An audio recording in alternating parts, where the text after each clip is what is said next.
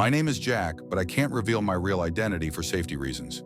I've been a taxi driver for over 10 years, driving all over the city, picking up all kinds of people. But over the years, I've learned things that most people would never expect.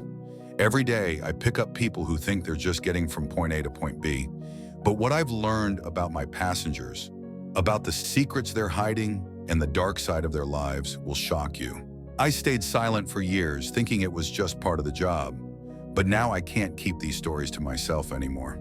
There's a hidden world out there that you won't believe exists, and it's happening right under your nose. Here's what I've discovered, and trust me, it's not something you want to ignore. At first, being a taxi driver seems simple. Pick up passengers, take them where they need to go, and get paid. It was routine. But over time, I started noticing things that didn't sit right with me.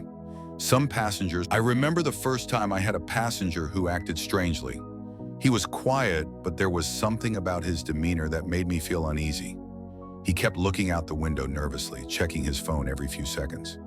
When we hit a red light, he suddenly asked if I knew how to get to a safe house. But as I kept driving, I began to notice a pattern. I was picking up the same types of passengers.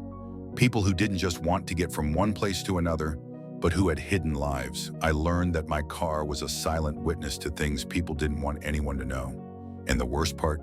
The more I tried to stay out of it, the more I realized that I was unknowingly part of it. One evening, I picked up a passenger who seemed pretty ordinary. She was a woman in her 30s, dressed professionally, a briefcase at her side.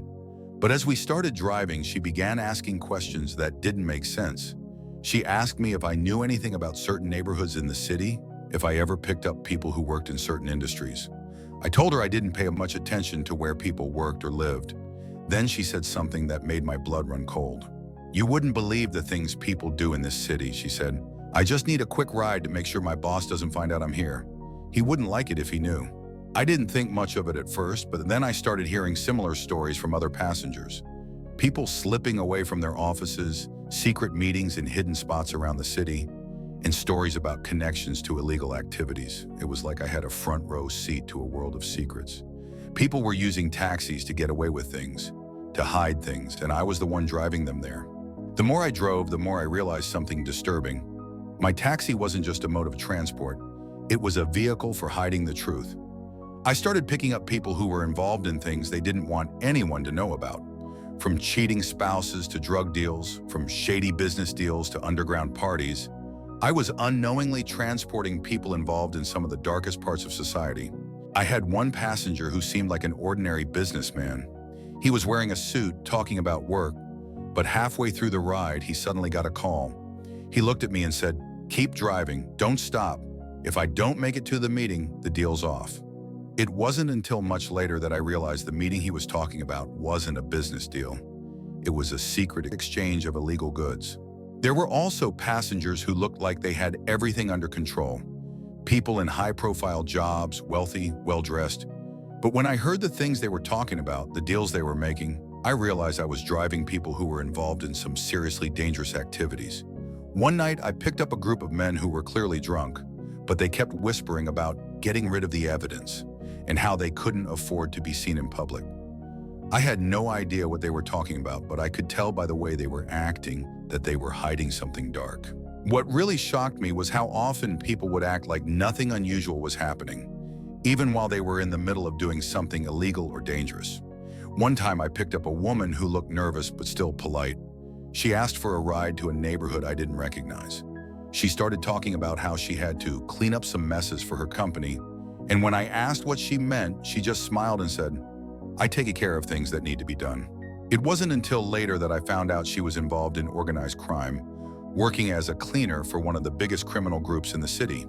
Her cleaning up meant getting rid of evidence and covering up crimes. But the scariest part, she was just one of many people I was unknowingly driving around. And I had no idea that I was giving them a free ride to carry out their illegal activities. I began to realize that my job wasn't just about driving people, it was about transporting secrets. I had been a part of something bigger, something more sinister than I had ever imagined. After everything I had seen, I knew I couldn't keep doing this. I was trapped. The more I thought, I had to make a choice, keep driving, pretending I didn't know what was really happening, or speak out and expose what I had learned. I knew the risks of speaking out.